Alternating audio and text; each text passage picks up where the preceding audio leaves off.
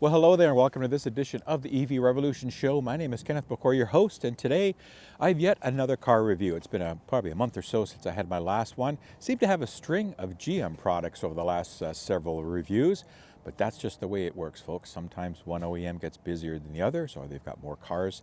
In this case, GM, General Motors, does have a lot of cars. And first I want to start by thanking them for allowing me the use of this 2025 Cadillac Optiq Luxury 2 all-electric. This is the fourth in the Cadillac lineup, so they have a complete lineup of SUVs from small to large.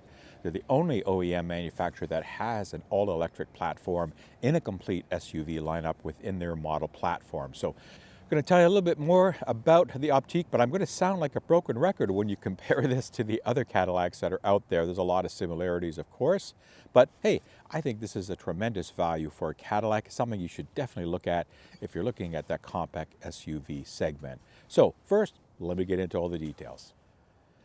Now, when we look at this vehicle, it's all Cadillac, right? With that distinctive styling from the front to the rear that we've seen on the Lyriq, that we've seen on the Optiq, and that we've seen on the Cadillac Escalade IQ as well.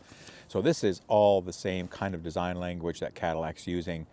In this case, they put it into a nice package that has really nice suspension, a spacious interior for what it is, a compact SUV, and over 300 miles of range, which is kind of the Coles notes of this product and of the GM product lines.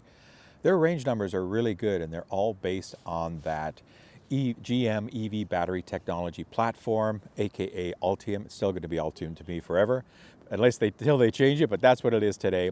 It's a very reliable, very solid platform, and this, of course, encompasses all of those details from the technology, which I'll get into a little bit as I go through this review. But in overall styling, I really like this product. It's not overly flashy, it's simplified, it's unique, it's got a futuristic yet comfortable and look that we find appealing and that we see a lot of out there, so it doesn't really stand out in the crowd. The grille, of course, when it lights up, it does pop, and I get some people when I'm driving by look at that because it definitely is a feature to look at. But otherwise, you know, it's a really nice package that they've put together to provide a balance of comfort, a balance of sizing and style, and utilitarianism, because after all, when we talk about SUVs, the U means utility vehicle, utility in that acronym, and that's what you need to get out of these vehicles. So I like the design of this. It's very pleasing to the eyes. Overall, though, a nice package. Now, this is a dual motor setup here on the Cadillac. They just released earlier this year for really a 2026 model year, a rear-wheel drive version. So this one I have is the all-wheel drive, but there is a rear-wheel drive which is a lesser cost, and I'll talk a little bit about that at the end. But the dual motor provides 300 horsepower and 354 pound-feet of torque, which is more than adequate. Again, those are kind of table stakes numbers now in the small to medium-sized SUV market. So we're seeing around that 400, 300 to 400 horsepower and 350 to 400 and 450 pound-feet of torque numbers. So this falls right in line. It's powered, those motors are powered by an 85 kilowatt-hour battery, which is more than enough battery. It's, I believe, a very similar battery that's in their other powertrains. And it provides an EPA estimated range of 486 kilometers. Now, I'm seeing about that. I'm seeing about 450 to 460 right now in these single-digit temperatures. It's about 4 degrees Celsius right now as I'm filming this morning. We've had a temperature drop this week that I've had the vehicle. So it is getting cooler as we get into the later fall now season up here in southern Ontario, or into Ontario. So we are seeing the range, but I think that at that range in the summertime it shows about 420, 415, 430 kilometers at a full charge. So it's just a matter of the cooler temperatures, but it should easily be able to surpass that in the nice warm temperatures as well. So good range, good size battery, and ample power to move this vehicle along. Now, from a charging perspective, normal charging in these vehicles, it has your AC and DC level 3 charging as well. So it's got your standard, this one particularly has the CCS port, CCS combo port. As of 2026, I believe these models are coming now with direct Tesla supercharger or North American Charging Standard ports, or NACS ports. So they will offer these in 2026 model years. This is a 2025. So they will offer NACS in 2026, and you will be able to get an adapter. They will, I think, provide free of charge an adapter from NACS to J1772, which is kind of standard. You get that with Tesla as well. So that at least you can plug into level 1, level 2, which will provide you up to 19.2 kilowatts of AC power, depending on how you plug in. If you plug a charger into a 100 amp circuit and it's a charger that can provide that kind of power, then you will get that with this vehicle. DC fast charging, again, with or without NACS, as far as I know, the numbers are about the same, but supports up to 150 kilowatts of DC fast charging, which is about 10 to 80% in that 25 to 30 minute window, which is standard kind of fare that we're at now. That 20 to 30 minutes seems to be the normal range now for road trip charging, as we are into that mid-tier of charging. So competent charging. I've charged this up overnight and again to full, and are seeing over 500 kilometers of range, as I mentioned, but very easy. And then just close it up. Everything's simple, easy to operate. All right, so as you saw, as I walk up, this has an automatic lift gate, which is something that scared me the first time it happened because I forgot that it was set. Kind of walked by the car and the lift gate comes up, but hey, that's what happens with automation. So it does have a power lift gate with an automatic feature. A decent sized boot, I would say average for this class of vehicle. From behind the second row, as you see it here, we have about 26 cubic feet or 736 liters of space. Fold down these second rows to have a flat floor behind the first row, and you get 57 cubic feet or 1,614 liters. That is a little smaller than a Tesla Model Y, as an example, just to give you a size comparison. I think Tesla's around 2,000 with the seats folded down. So it's a little smaller, but it is adequate. I've been able to put stuff in here. It does have a little bit, now this has an all-weather package on here. They're really thick liners. It does have a small compartment under here. It's not as deep as some of the other products that we've seen. It's a good amount of space. Is it class leading? No. Is it the smallest? No. But it's a good amount of space for the size of vehicle. Again, had they lifted that roof line a little bit and maybe not chopped it down as much, maybe extended it out, it might add a little bit more boot space. But hey, it's definitely functional. All right, you folks know I'm always about trying to see how the physical space is in the vehicle for occupants. So let me get into the back seat here and show you how that is. So door opens pretty well, not the most wide, but certainly wide enough to get in.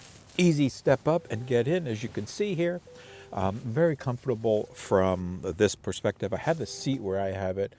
Sorry for the donging there. I have the lights on. And it's a very comfortable environment. So I've got lots of knee room. I've got a good amount of headroom, about 5'6", 5'7". Comfortable seats here. I mean, Cadillac is all about comfort and nice build quality. Use of materials is good. We have just a couple of air vents, a couple of seated seat heaters for the rear here. We have a couple of USB and a plug as well, a power plug, which is nice, like for a laptop. A 3-prong 120 power plug, which is nice to see, in a little storage cubby. So not a whole lot going on. Some map pockets, some grab bars, some reading lights. Nice use of materials. The AKG system here is really nice, and they're known for their nice sound systems. So overall, a pleasant experience. 2 very comfortably in the back. 3, yes, you could put a middle person. It's going to be a little squish. With the flat floor, it does help in space and in comfort, but it is, again, a little bit narrow package. So for 3 full-size adults, it'll be a little tight. But certainly you've got your latch points for your safety seats and all that kind of stuff here. So everything's easy to see in a very comfortable environment. Have a quick look at the interior, and again, this is kind of a rinse and repeat formula for General Motors and the Cadillac products. A lot of same use of buttons and controls, both here on the door, on the driver's door, for seat controls, lumbar, heating, cooling, all that kind of stuff. Windows, power mirror, power folding mirrors, all that kind of stuff. Nice use of materials. It's very comfortable. This is all soft touch as well, and I like this kind of durable fabric. It's really, really nice.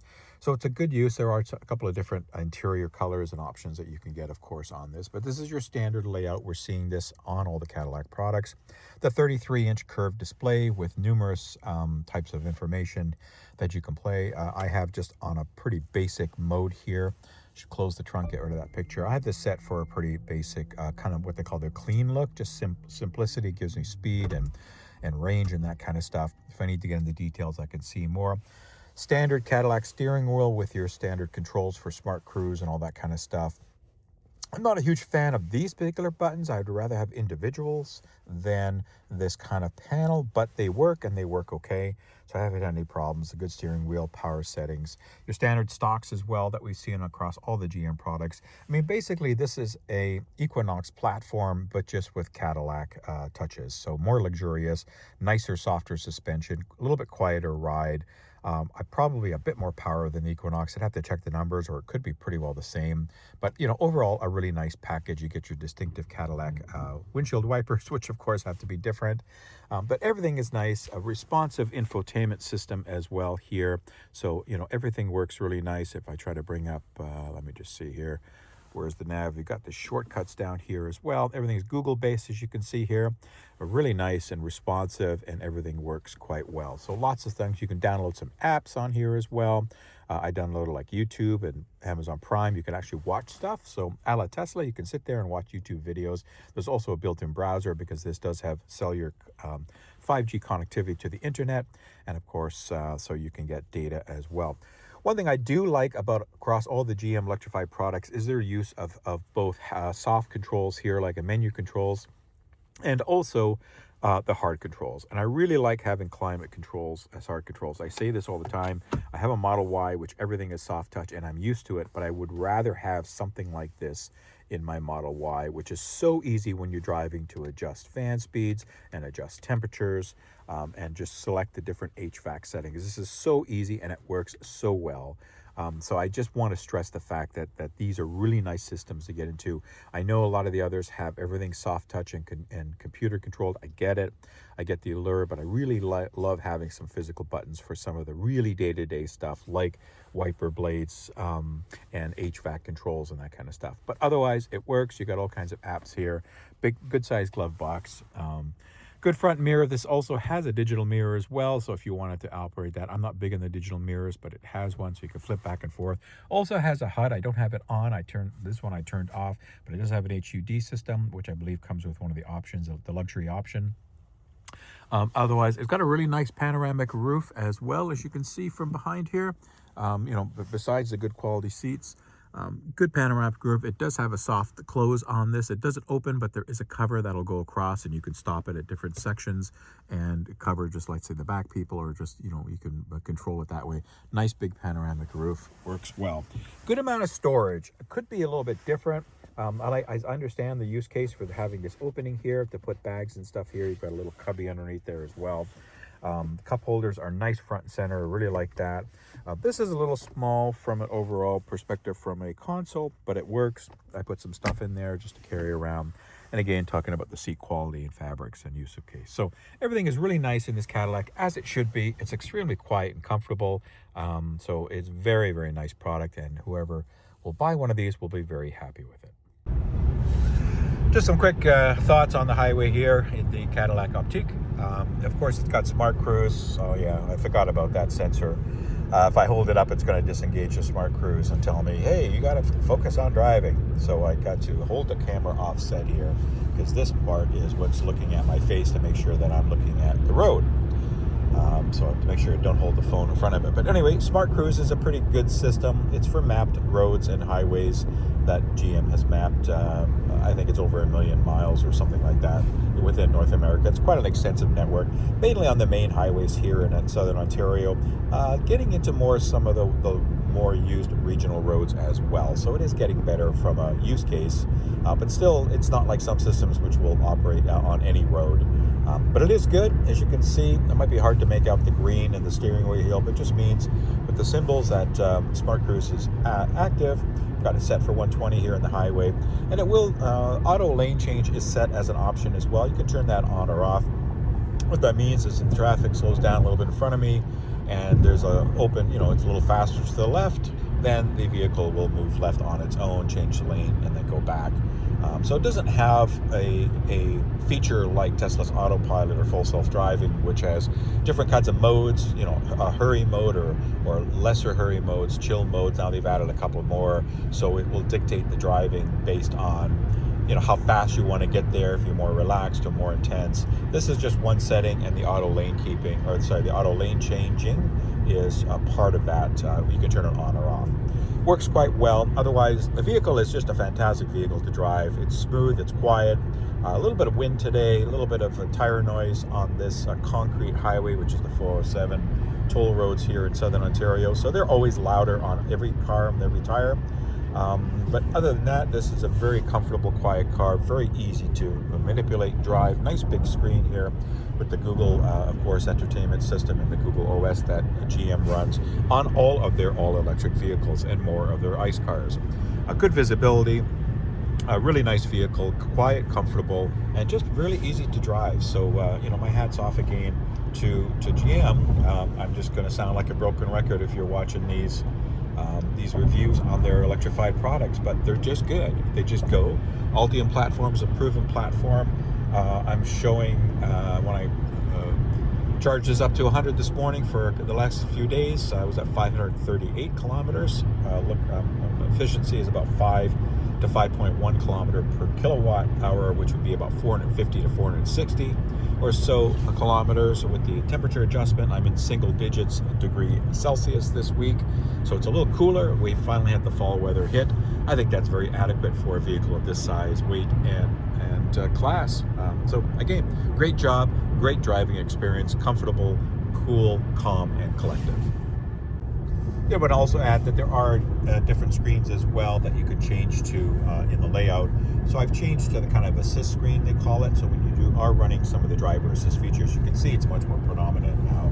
And as you can see, the vehicle's trying to change lanes here. So here it goes, looking for an opening.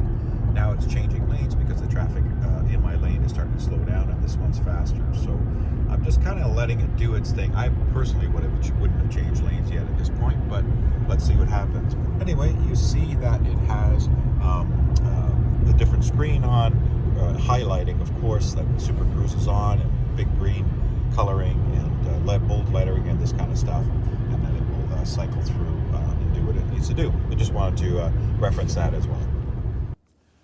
So when we talk about pricing on this 2025 Cadillac Optiq Luxury 2, the base price for this particular unit is $63,999 Canadian. That's right on par, $1,000 less actually than the Tesla Model Y current edition here. So it's, you know what kind of market Cadillac and GM are going after. They're going after that particular size market. With these options that it has, a few options, only rose the price a couple of grand to $67,508 as equipped. So it's got a few extra goodies. But even if you go online and look at the base all-wheel drive offering, it has a lot of stuff in it. So there's probably not a whole lot you need to add, you know, into that. Now, as comparison, I mentioned that there's a rear-wheel drive that just got announced, and that's priced now in the Canadian price book. And the base on that is $60,833 for the single-motor rear-wheel drive. So if you want to save about 3 or 4 grand off of that by going with the rear-wheel drive, which is more than adequate in most situations, in my opinion, then that would be something that I would look at for the Optiq brand. And they've also released a more expensive version than I just said of those two, what they call their V-Trim, V-Max Trim, or the Velocity Max Trim, aka like a Model Y Performance version. It offers a dual motor only configuration with 650 horsepower, 519 pound-feet of torque. So a lot of get up and go performance with lots of options. The base on that, it is $82,033 Canadian plus.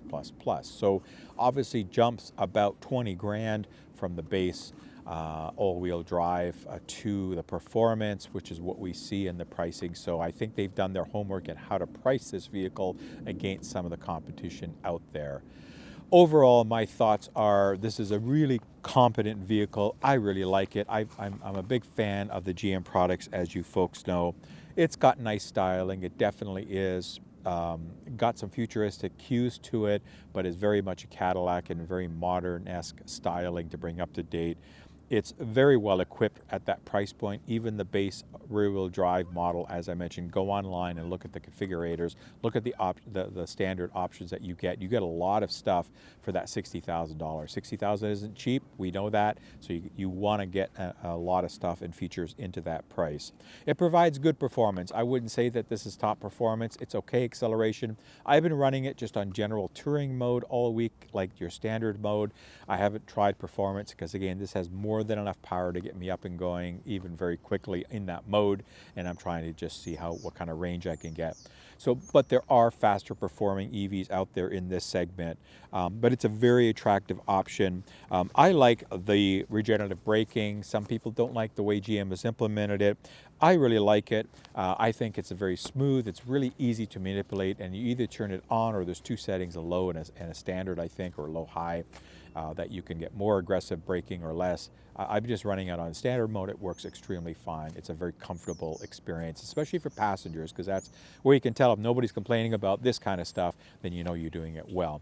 So the verdict on this is an excellent vehicle. Definitely a recommendation. If you're looking at this segment of vehicles that are out there in the all-electric landscape, please consider the GM products. As you know, folks, the Equinox is my EV of value pick of the year. It's got performance and features at a price point that's really good, even though we haven't hit cost parity yet. But from an all-electric platform, this just takes that platform up a notch into the luxurious segment. So if you're in the market for all-electric, especially more luxurious in that compact SUV market space, as the planes are now starting to fly, and I'm going to wrap up the show, please consider this vehicle. Go to your GM dealer. They've got some incentives going, I believe, some good interest rates, so it's a great time to look at the GM electrified products. Thanks very much for tuning in to this edition of the EV Revolution Show, where I've reviewed the 2025 Cadillac Optiq. This is the Luxury 2 version. Again, thanks General Motors Canada for always allowing me the use of press vehicles. They're always very kind to me. Thanks very much for tuning into the show. Hope you enjoyed it. Feedback, any information that you have, questions that you might have, you can check out my Twitter or my email. Email works best for me. I'm not a lot on Twitter anymore, folks. The odd posting here and there, but email works best if you want to reach me and ask me some questions. So until the next time, I hope everybody enjoyed the show. Everybody stay safe, stay strong, and I will see you when I see you. Take care, and bye-bye.